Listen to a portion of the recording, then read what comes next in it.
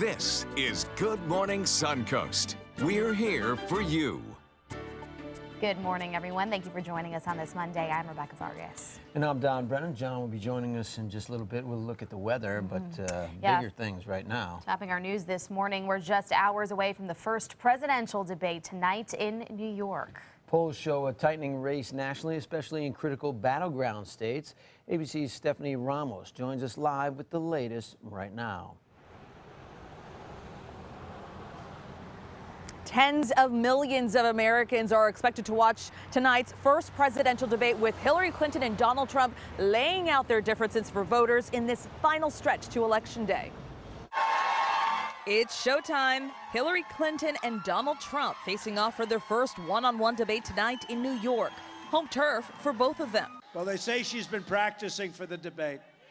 Some people think she's sleeping. You've got to be prepared for like wacky stuff that comes at you. And I am drawing on my experience in elementary school. We got a look as workers put the final touches on the stage at Hofstra University on Long Island. The first presidential debate between Clinton and Trump will be divided into 6 segments for a total of 90 minutes. The audience is instructed not to boo or cheer. Both candidates trying to prove why they should lead the nation. I'm very excited just to see what the candidates bring.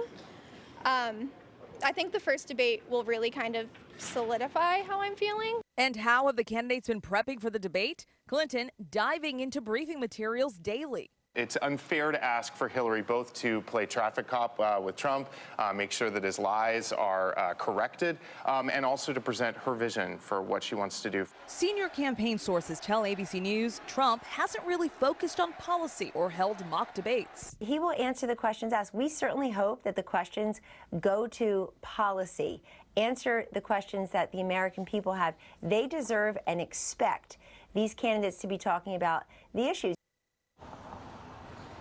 And the race couldn't be any tighter. A new ABC News Washington Post poll shows Hillary Clinton is holding at 46%. Donald Trump just 2 points behind. Stephanie Ramos, ABC News, New York. Back to you. All right. Thank you, Stephanie. Definitely is going to be watched. It is. I mean, millions. just for entertainment value, if nothing less. I will be bleary-eyed tomorrow. I'm here to tell you. Yes. He's staying up for the whole thing. Warning. It'll be hard put to put sentences together tomorrow morning. Yeah, I'm going to stay up and watch it. I think it's going to be kind of fun. At least I hope to. I've also got it on recording in case I can't make There you it. Which can happen at these hours. So it's good to see you all again. Yes, It's all good to have you back. It's some pretty nice weather we have been having, I guess. There's some showers from time to time. Yesterday, a lot of lightning around. Some cool videos we saw online that people are posting. Oh, yeah. Really, a lot of them. Yeah. Lots of lightning. I mean, 7, 8, 10 seconds of continuous lightning strikes. I mean, just pretty impressive stuff. Yes. I think we have another chance today at seeing some showers around. I don't think we'll see quite the lightning show that we saw yesterday. We'll have a little bit more moisture, not only at the surface, but aloft kind of working its way in.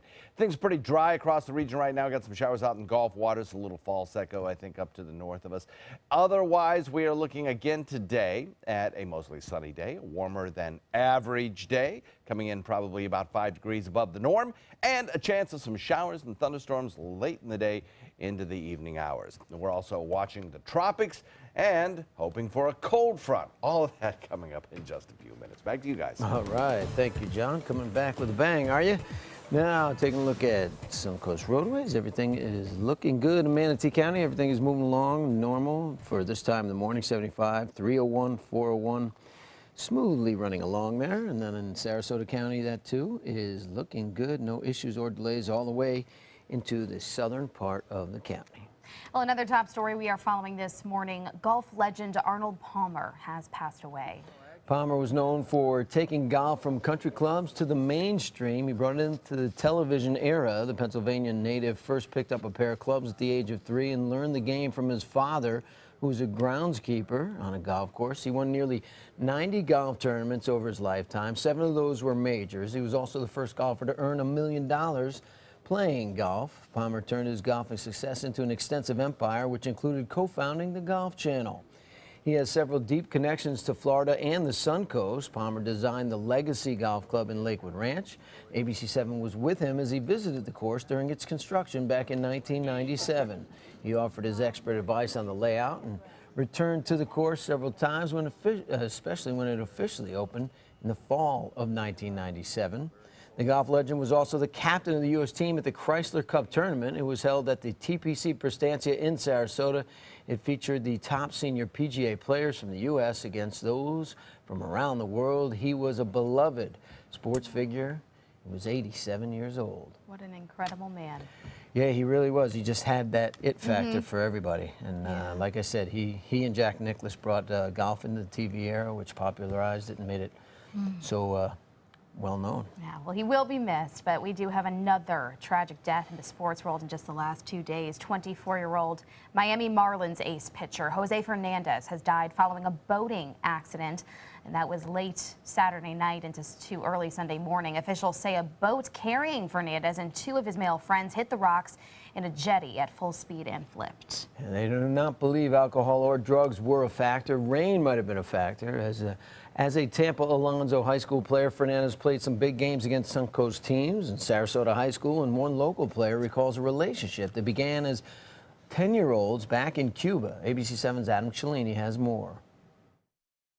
Sometimes I thought he was living the life that I always wanted to live. Dion Rodriguez's connection to Jose Fernandez goes way back to his home country of Cuba. There, the two first met as 10-year-olds on the Cuban national team. And after defecting to Southwest Florida, they would square off again in high school. Fernandez at Tampa Alonzo and Rodriguez with the Sarasota Sailors. I saw him in the stands, and that's when we saw each other for his first time over here, and we talked for a little while, talking about how he got here and how I got here. After beating Sarasota, Fernandez would become a Rookie of the Year and 2-time All-Star in 4 seasons with the Marlins, a career that ended around 3:15 Sunday morning when he was found dead inside a capsized boat off Miami Beach. I don't even know what to say about the whole situation. I'm still in shock.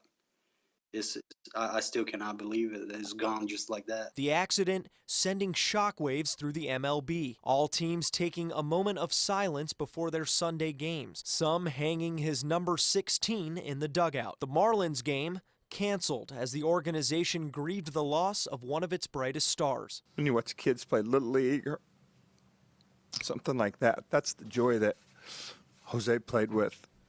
And the passion he felt about playing. Though many feel Fernandez had much more to give to the game, Rodriguez will always be proud of the way he represented baseball and his home country. For him to come over here and do that is great. And seeing somebody that you knew doing the great things he was doing is great. Adam Cellini, ABC 7, your Suncoast News.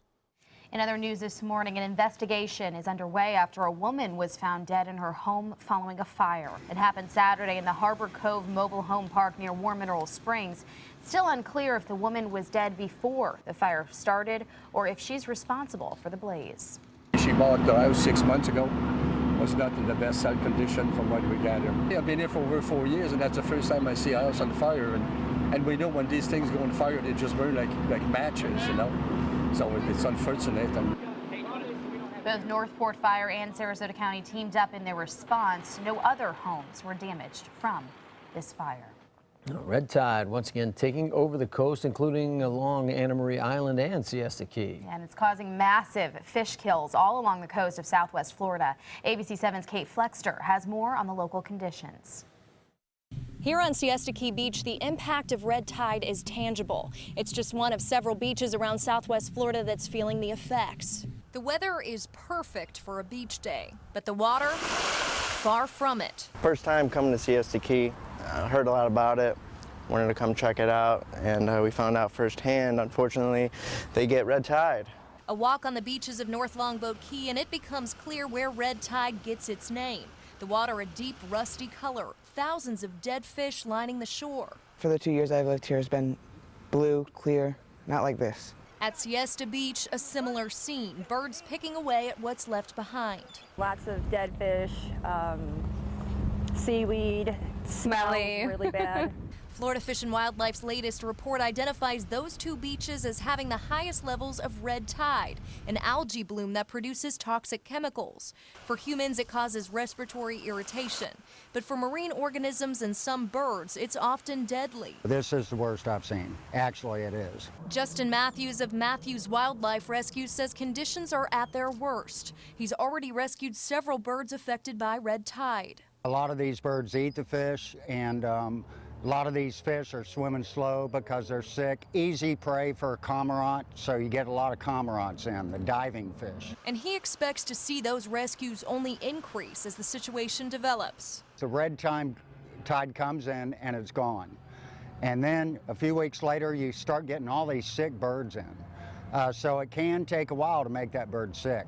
For the latest on beach conditions, be sure to log on to mysuncoast.com. From Siesta Key Beach, Kate Flexter, ABC 7, your Suncoast News. The city of Northport says it's